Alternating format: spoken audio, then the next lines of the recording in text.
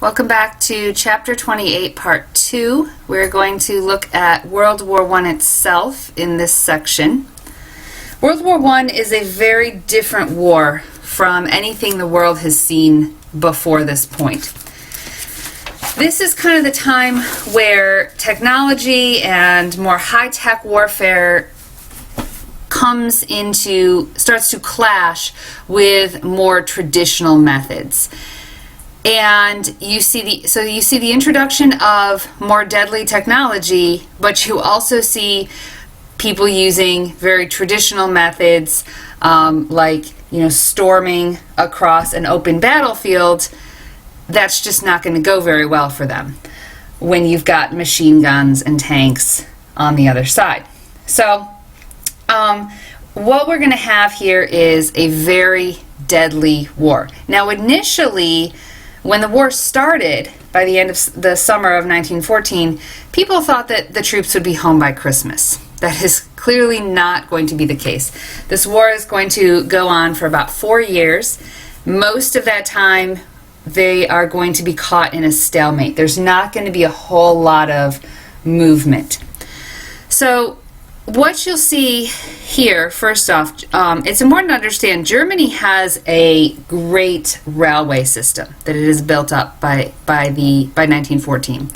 So they can very easily and very quickly move their troops to the border of Belgium, and they pretty quickly take over Belgium, which had started the war off as a neutral nation, and then will kind of, because they were taken over by Germany, most of the Belgian people will obviously ally with the Allied powers.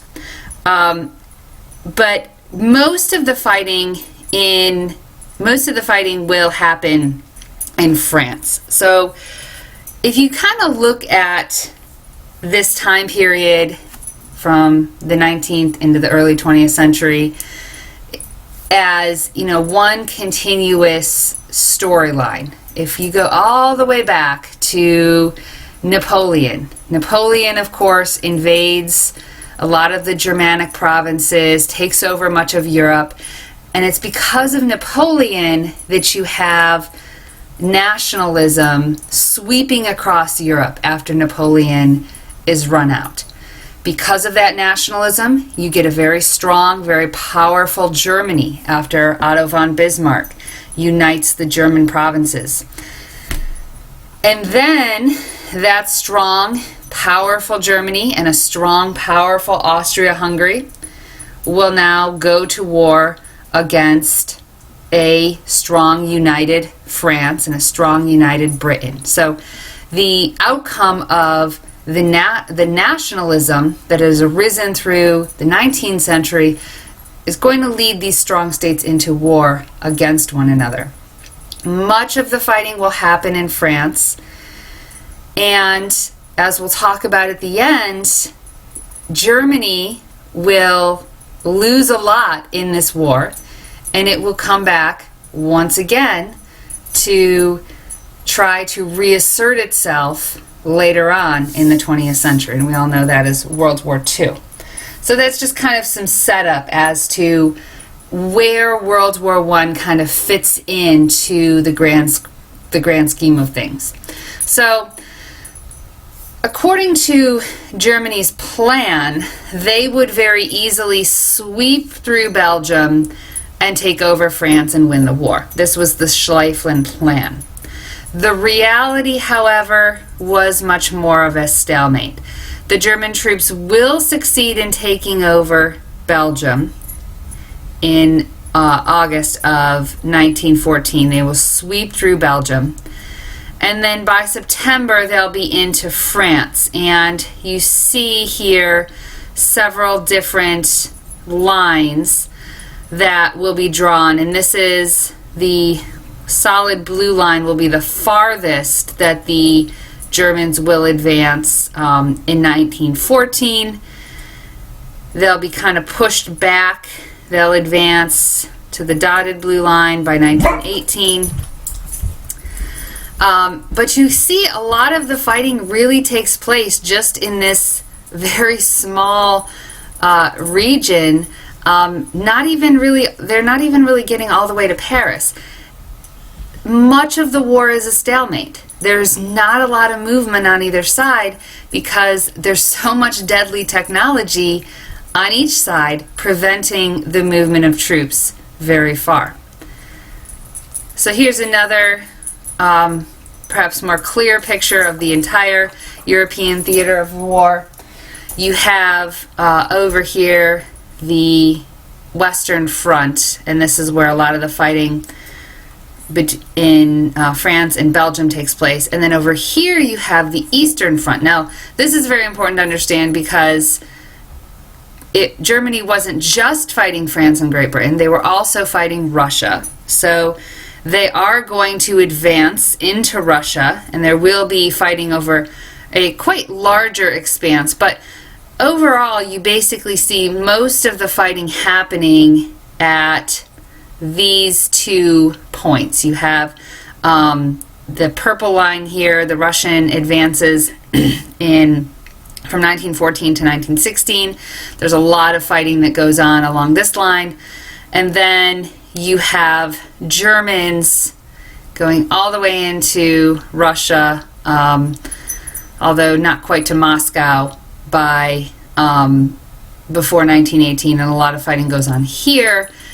And then the boundary line drawn in 1918 is here in the pink. So again, a lot of fighting happening at the not a lot of movement, a lot of fighting happening along these lines, and that has to do largely with trench warfare and the style of warfare that was used.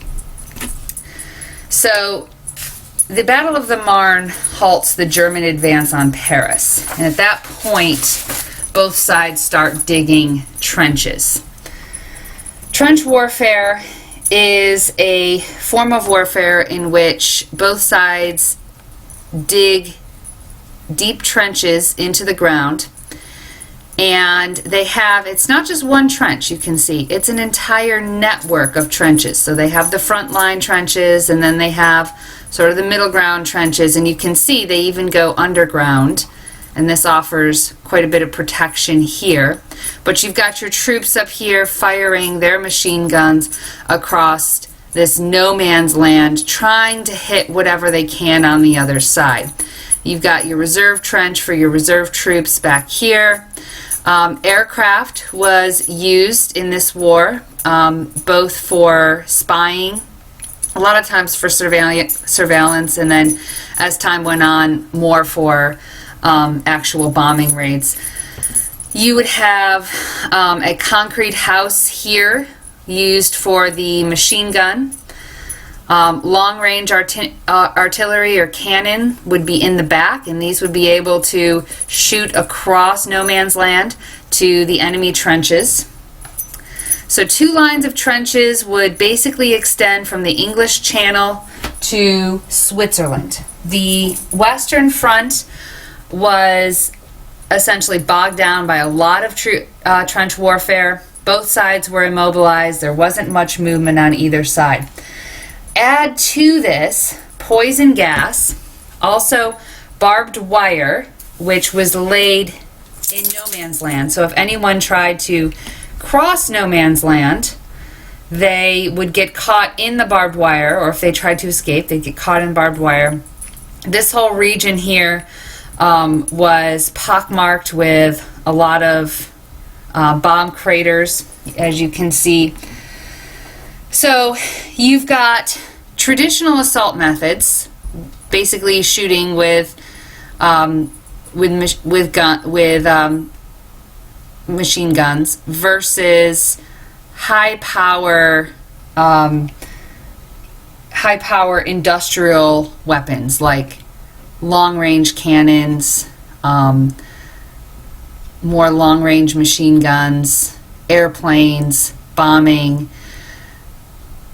And what you're ultimately going to see as a result of this is a lot of carnage throughout Europe. So this war is going to wipe out a lot of the young men of Europe. It's going to really wipe out, or at least maim, an entire generation of young men throughout Europe and then later in America too.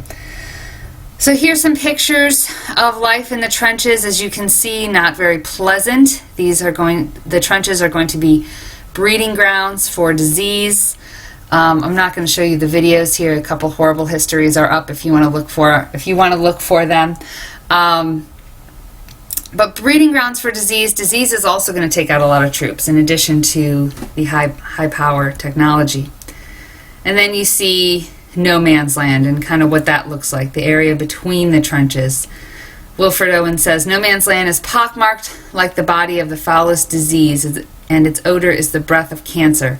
No man's land under snow is like the face of the moon, chaotic, crater-ridden, uninhabitable, awful, the abode of madness." And you can see it. This is a picture, an aerial photo of no man's land. You can see all the trenches, the trench network here on each side.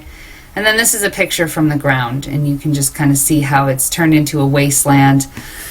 A lot of farms, a lot of towns, that sort of got swept up in the fighting. People would have to leave, would have to evacuate, and their towns may become part of this fighting wasteland. And this would be some pictures of northern France by 1917. You can see a lot of the foliage is stripped from the trees. Really looks like kind of a post-apocalyptic image here.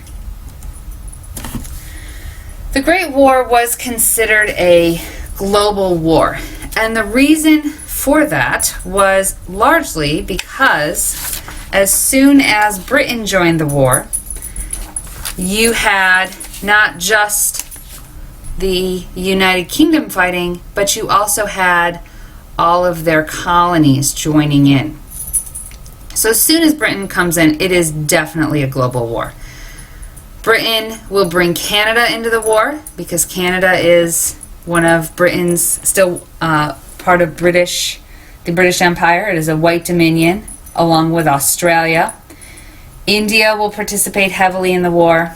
And then, of course, later on, by 1917, the United States will enter. So this really shows the extent of intervention into this war. You have a lot of people in the colonies. If they're not fighting directly, they're at least going to be producing for the war.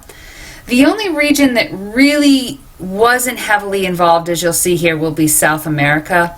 There will be some involvement from some British territory in Honduras, but overall South America and Central America remains pretty much out of the war. Here are some pictures of colonial soldiers.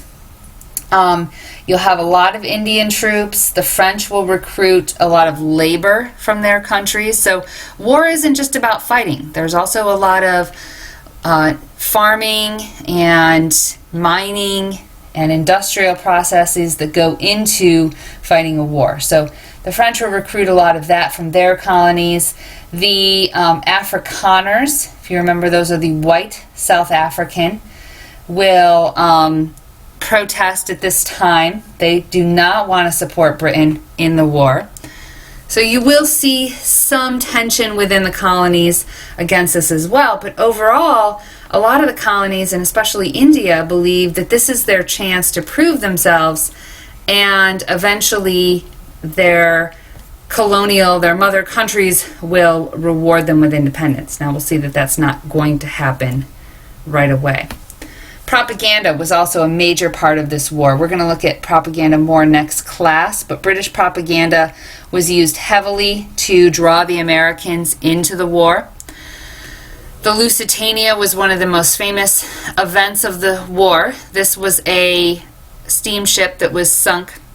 It was a passenger ship that was sunk by the German U-boats. And this goes against the rules of war.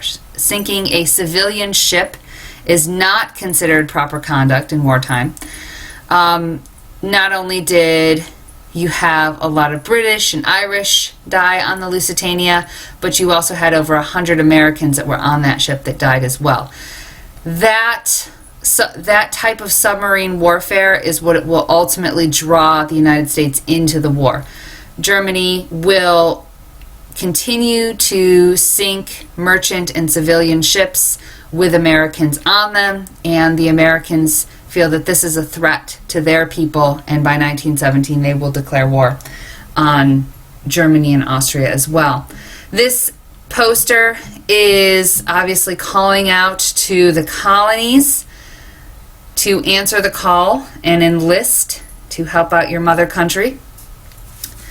In the Middle East, you see that the Ottoman Empire will join the Central Powers. Their hope in this was that the outcome of the war would be to give them their territory back that they had lost in the Balkan Peninsula. So regions like Greece and Serbia, they were hoping to regain that territory.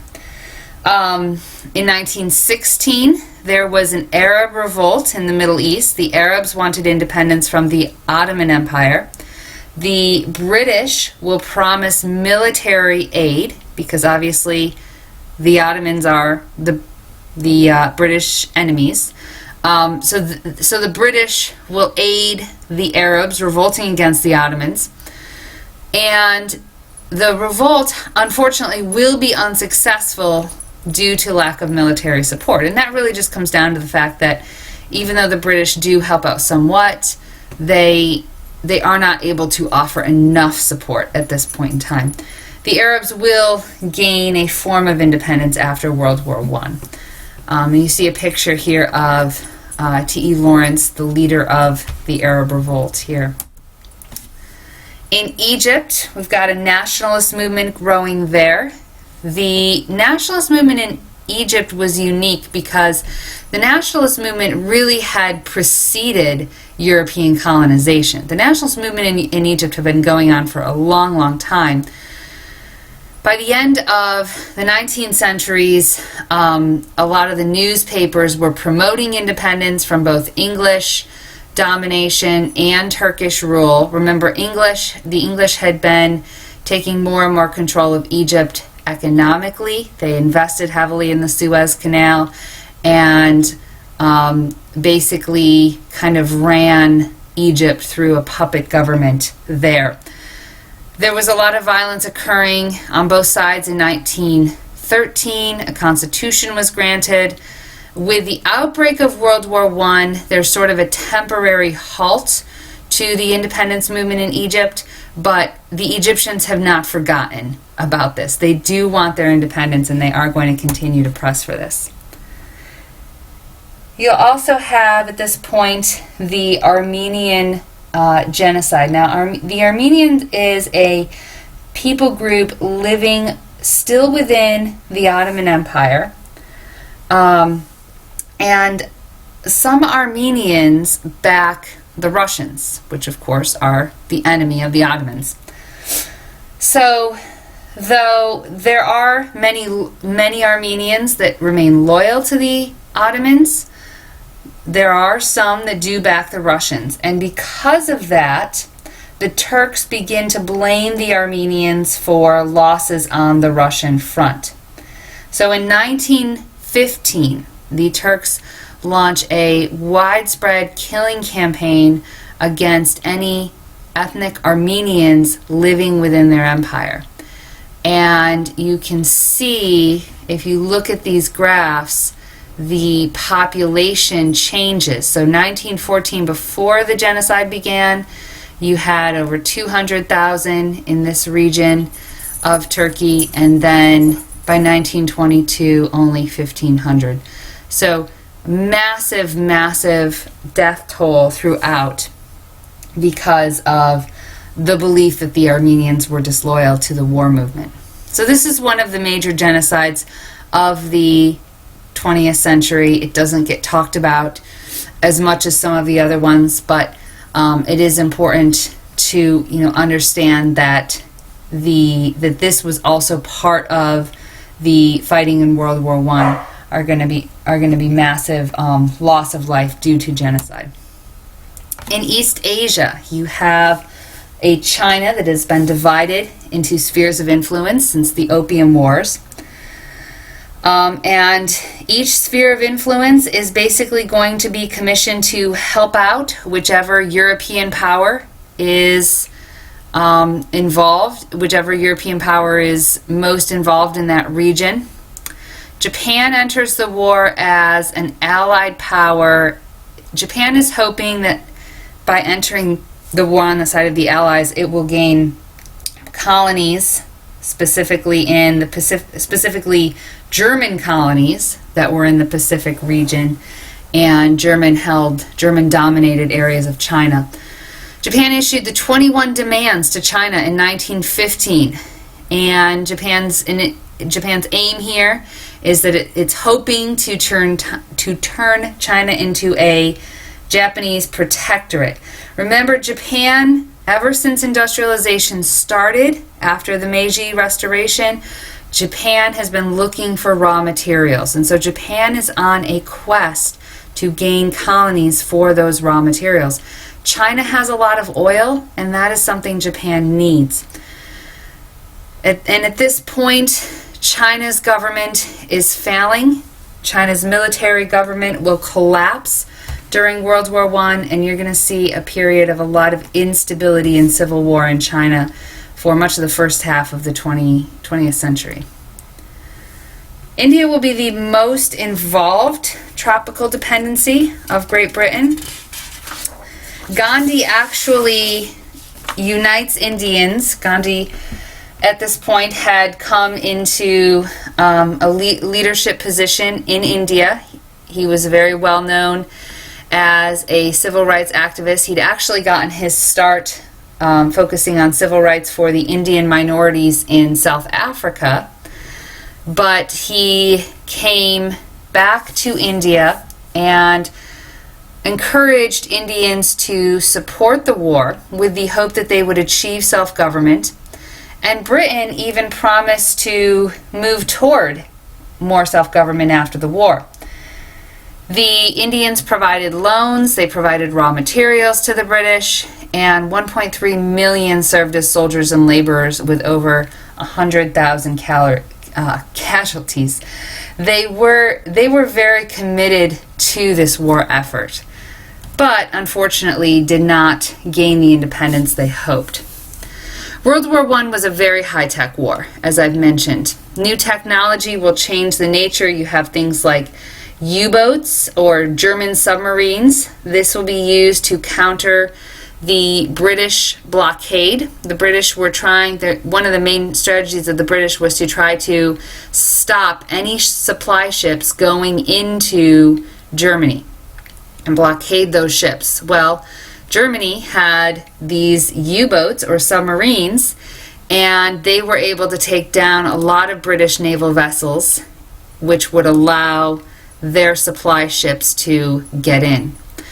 Over 8 million soldiers were killed, 19 million wounded. So, as I said, this impacted an entire generation of young men in Europe. Those that made it back alive often did not make it back in one piece. They were permanently maimed or came back with PTSD, which was not really something that was talked about or treated back then. So you will see a lot of mental health issues, alcoholism, even some suicides after the war, just because the soldiers couldn't handle the trauma that they'd been through, and there was no real medical support for that. 8 million civilians were also killed in the crosshairs of this war, and this was because of the massive bombing campaigns, the long-range artillery, and that kind of thing. You're going to see a lot more civilian death, and of course the U-boats sinking civilian ships. That's going to be a major factor in the high civilian death toll. So here's just some pictures of the new technologies that were introduced. You've got planes being used for both surveillance and then towards the end, more bombing raids, U-boats, tanks, and machine guns. You notice the machine gunners are wearing gas masks because poison gas was also heavily used. World War I was considered a total war, and a total war is a war in which everyone in the participating countries has to devote their entire resources to the war efforts, meaning the people at home are generally going to be working in the war industries, they're going to be conserving goods, they're going to be growing their own food in their backyards so that more food can be sent to the front. Some aspects of total war involve mandatory military conscription. This conscription basically means the draft. All men over the age of 18 had to sign up for the draft, and many were drafted.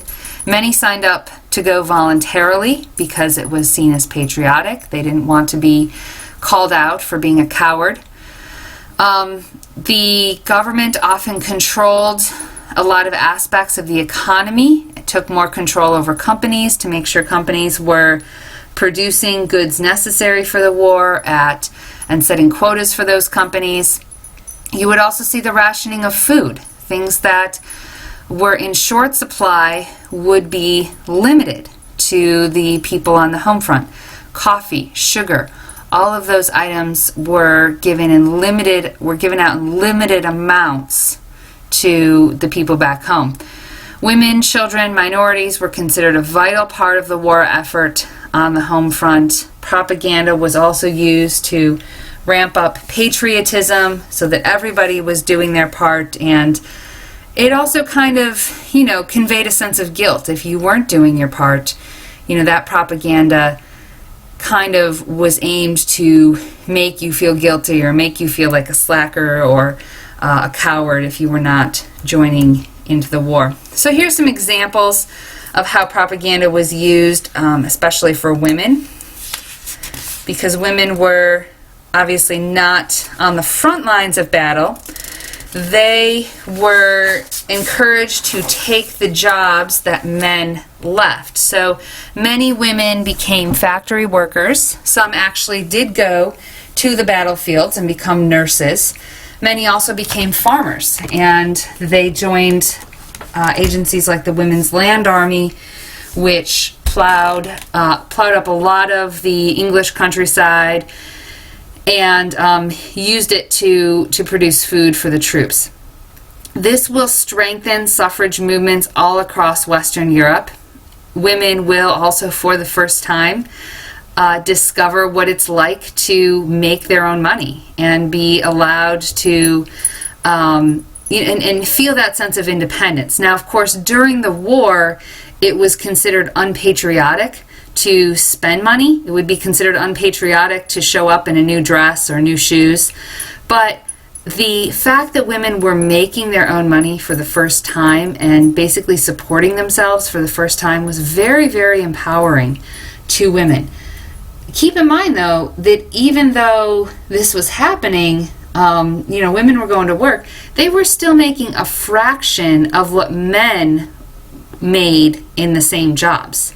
So women were paid less, but many of them didn't argue with that. First of all, it was seen as unpatriotic to quibble over your salary during wartime, and if a woman did bring it up, she was made to feel like she wasn't supporting the war effort. The other thing, too, was women were just thrilled to be making a wage, any wage. Many women, had thought that their lives were destined for just homemaking and raising children, and they were able to do something else for a time. Now, many will, after the war, return to the traditional roles. Their jobs will be taken back over by men. That will obviously lead to some conflict, some tension. Many will refuse to return to their homemaking duties. Some other things going on the home front would be rationing. Now, everyone would be issued a ration booklet. This is one, I believe this is a German ration booklet here. But, it's a German ration card, German bread ration card. Now, this doesn't mean that you get free bread. Basically, what it means is that you get a limited amount of bread. So you can't just go to the store and buy 5 loaves of bread if you want 5 loaves of bread. You maybe can get 1 loaf of bread, and in order to get that loaf of bread, in most cases, you're going to have to wait in a line And if you're at the beginning of the line, you have a good chance of turning in your ration ticket and getting that bread. If you're at the end of the line, chances are they're going to be out of bread. So you still have your ration ticket, but it does no good because there just isn't the food there. So there were definitely food shortages, and there were definitely, I wouldn't say starvation, but there was a lot of hunger across the European home front, and housewives and mothers had to, learn how to be very creative to stretch food. One way they did this was by, changing the diet. You see a picture here, eat more cottage cheese. Cottage cheese provides protein, and, things like beef and pork and chicken are going to be in short supply. You're going to want to send those to the troops. So back on the home front, you're going to start trying to find other sources of protein and, substituting different things in recipes to make it work. These other two posters are U.S. posters. The U.S. Food Administration will also take a major role in propaganda.